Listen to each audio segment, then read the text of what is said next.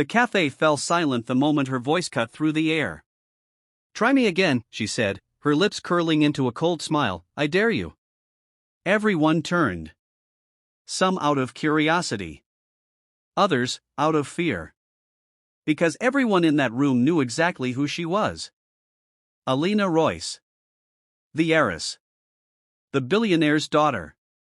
The woman who had never been told no a single day in her life. And standing in front of her? A man in worn jeans, holding the hand of a little girl no older than 6. He didn't look impressed. He didn't look scared either. He just looked tired. "Miss," he said calmly, "you dropped your wallet." That's what started it. Such a simple thing. He had picked it up from the floor, black leather, gold initials, and walked over to return it. But instead of gratitude, she laughed. Not a soft laugh. Not a polite one. A sharp, cutting laugh that echoed across the cafe. "And you expect me to believe," she said loudly, "that you didn't take anything from it?" The room tightened. The little girl squeezed the man's hand. "Daddy," she whispered. He gently rubbed her fingers. "It's okay, sweetheart." Then he looked back at Alina. "You can check it," he said simply. Her eyes narrowed. "Oh, I will." She snatched the wallet from his hand, opening it dramatically. Cards. Cash. Everything perfectly in place. But instead of admitting she was wrong, she doubled down. "How convenient," she said. "You must be smarter than you look." A few people shifted uncomfortably. One man at the corner table muttered, "That's too much." But no one stepped in. Because power has a way of silencing people. The little girl stepped forward this time. "You're mean," she said softly. The words were quiet. But they hit harder than anything else. Alina blinked. For a split second, just a second, something flickered in her expression. But it disappeared just as fast. "Excuse me," she said, her tone turning icy. The father gently pulled his daughter back. "She's just a child," he said. "Let's not do this." "No," Alina said sharply. "I want to hear this." She crouched down, bringing herself eye level with the girl. "Say it again." The cafe held its breath. The girl hesitated, then shook her head and hid behind her father. And that's when something unexpected happened. The man smiled. Not angrily. Not bitterly. Just knowingly. "You really want her to say it again?" he asked. Alina stood up slowly. "Yes." He nodded once. Then looked straight into her eyes. "Then maybe," he said quietly, "you should try acting differently." Silence. Heavy. Uncomfortable. Dangerous. No one talked to Alina Royce like that. No one. Her face hardened instantly. "Do you have any idea who you're talking to?" she snapped. The man didn't answer. Instead, he reached into his pocket and pulled out something small. A card. Plain. White. Simple. He placed it gently on the table between them. "I don't need to," he said. She glanced at it, annoyed, then froze. Because suddenly, everything changed. Her expression. Her posture. Her confidence. Gone. Just like that. The room didn't understand why. But she did. And for the first time in years, Alina Royce felt something she wasn't used to. Regret. Alina's fingers trembled slightly as she picked up the card. It didn't look special. No gold. No shine. No luxury branding. Just a name. Daniel Hayes. And below it, a title that made her stomach drop. Founder and CEO, Hayes Foundation. Her throat tightened. Because she knew that name. Everyone in the business world did. the Hayes Foundation wasn't just powerful, it was untouchable. A global organization known for funding hospitals, orphanages, and crisis relief programs across the world. Including the very company her father had been desperately trying to partner with for the past 2 years. Slowly, very slowly, she looked up at him again. At the man she had just humiliated. The man in worn jeans. The man holding his daughter's hand. You? She whispered, her voice losing its sharp edge, "You're Daniel Hayes?" He didn't nod. Didn't smile. Just calmly said, "I'm just a father trying to have breakfast with his daughter." The words hit harder than any insult ever could. Behind her, whispers started spreading like wildfire. Wait. Hayes Foundation? No way. She just insulted him. The air shifted. Power had changed sides. Alina swallowed. For the first time in years, she didn't know what to say. I didn't know, she finally managed. Daniel tilted his head slightly. That's usually the problem, he replied. Silence. Sharp. Heavy. Unforgiving. The little girl peeked out again, her small eyes still cautious. Daddy, can we go now? Daniel softened instantly. Yeah, sweetheart. We're leaving. He took her hand and turned. And that's when panic hit Alina. Wait. The word came out faster than she expected. He stopped, but didn't turn around. I said I'm sorry, she added quickly, her voice no longer arrogant, but uncertain. Still, he didn't move. Sorry, he repeated quietly. Is that for me, or for what you just realized? That question cut deep. Alina opened her mouth, then closed it again. Because she didn't have an answer. Not a real one. He finally turned back, his expression calm but firm. Respect isn't something you turn on when it's convenient, he said. It's who you are, especially when you think no one important is watching. Her eyes dropped. For once, she had nothing to fight back with. I made a mistake, she admitted, softer now. A big one. Daniel studied her for a moment. Not judging. Just observing. Then his daughter gently tugged his hand. Daddy, she looks sad.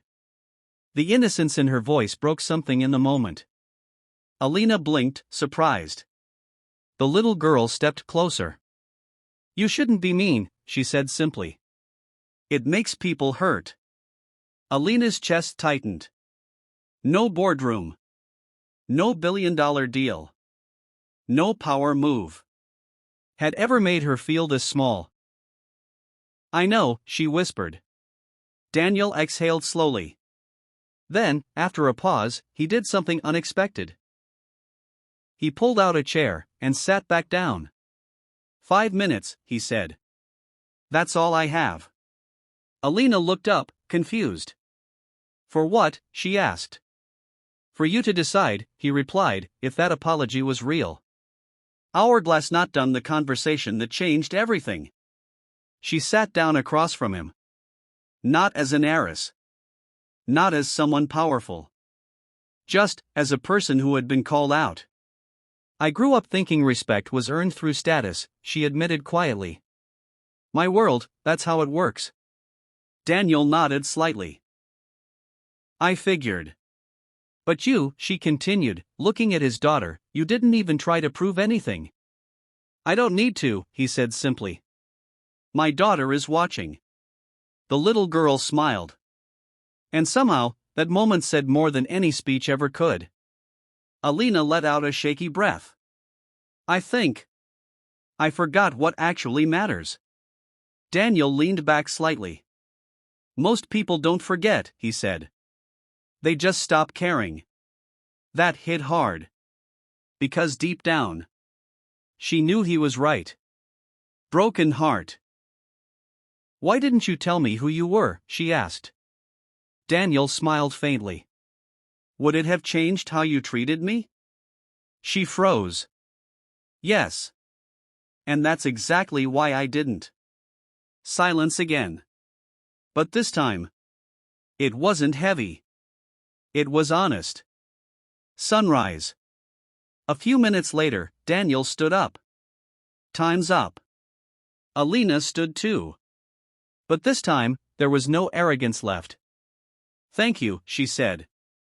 For what? For not walking away. He looked at her for a moment, then nodded slightly. Next time, he said, be kind before you know who someone is. His daughter waved. Bye, not mean anymore, lady. For the first time, Alina smiled. A real one. Bye, she said softly. And as they walked away, she didn't feel powerful. She didn't feel important. She felt changed. For the rest of that day, Alina Royce couldn't focus. Not on meetings. Not on calls. Not even on herself. Because for the first time in her life, someone hadn't been impressed by her. And worse, they hadn't been afraid of her either. Cloud with rain the restless night. That night, she sat alone in her penthouse. The city lights stretched endlessly outside her window. But they felt empty. Her phone buzzed constantly. Business partners. Friends. Invitations. She ignored them all. Instead, her mind replayed one moment again and again. Would it have changed how you treated me? She whispered the answer into the silence. Yes, it would have. And that truth was unbearable. Magnifying glass tilted left digging into the truth. The next morning, Alina did something unusual. She searched for Daniel Hayes. Not the headlines. Not the business deals. But the real story. What she found shook her. He had built his foundation after losing his wife to a hospital that couldn't afford proper equipment. He had raised his daughter alone. He personally visited every project he funded without media, without attention. And the biggest shock? There were no photos of luxury. No flashy cars. No extravagant lifestyle. Just impact. Real, human impact. Alina leaned back slowly. For the first time, she questioned everything she had ever believed about success. Compassed the decision. 2 days later, her father walked into her office. You look different, he said, studying her. I am, she replied quietly. He raised an eyebrow. That meeting with Hayes Foundation, we might finally get it, he added. I heard Daniel Hayes is in town. Alina's chest tightened. She took a slow breath. No, she said. Her father frowned. No? We're not going to chase the deal, she said firmly. Are you out of your mind? He snapped. Do you know what that partnership is worth? Yes, she replied. Then what is this? Alina stood up. This is me fixing something. Fire the unexpected move. That afternoon, instead of sending a proposal, Alina went somewhere no one expected her to be. A small community center on the edge of the city. One of the Hayes Foundation projects. No cameras. No announcement. Just her. She stepped inside quietly. Children were laughing. Volunteers were working. And there, she saw him. Daniel. Sitting on the floor. Helping his daughter with a drawing. No suit. No authority. Just a father. Collision the second encounter. He looked up. Their eyes met. This time, there was no tension. Just recognition. Alina walked closer, her steps slower, more careful. I didn't come for a deal, she said before he could speak. He raised an eyebrow slightly. Then why did you come? She hesitated. Then answered honestly. To learn. That caught him off guard. She looked around. At your world, she added softly. The one I never understood. Daniel stood up slowly. And what do you think so far? Alina smiled faintly. I think I was blind. Red Heart, the transformation. Days turned into weeks. And something unbelievable happened. Alina kept coming back. Not as a donor. Not as an heiress. But as a volunteer. She served food. She helped children study. She listened to stories she had never cared to hear before. And slowly, people stopped seeing her as Alina Royce. They started seeing her as Alina. Even Daniel noticed the change. You're consistent, he said one evening. I'm trying to be, she replied. That's rare, he admitted. Broken Heart, the final test. One day, a major investor called her. We're ready to close a deal, he said. But we need you at the event tonight. She looked around the center. At the children waiting for dinner. At the volunteers counting on her. At Daniel, watching quietly. For a moment, the old Alina returned. Power. Status. Opportunity. Then, she made her choice. I can't make it, she said. Silence on the other end. This is $1 billion decision, the man warned. I know, she replied. Then she hung up. Sunrise.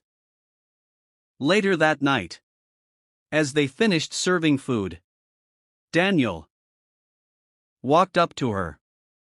You just walked away from something big, he said. Alina smiled gently. No, she replied. I walked towards something bigger. He studied her for a moment. Then nodded. Looks like your apology was real after all. She laughed softly. Took me a while, didn't it? His daughter ran up, hugging Alina's leg. You're nice now, she said proudly. Alina's eyes softened. Thank you, she whispered. Brain. Some people change. Because they lose everything. Others change. Because they finally understand everything. Alina Royce didn't lose her power. She just discovered what real power actually looks like. And sometimes, all it takes is one moment, one mistake, and one person brave enough to say, try me again. Fire. Backhand index pointing right. She thought she was testing him, but in the end, he was the one who changed her forever.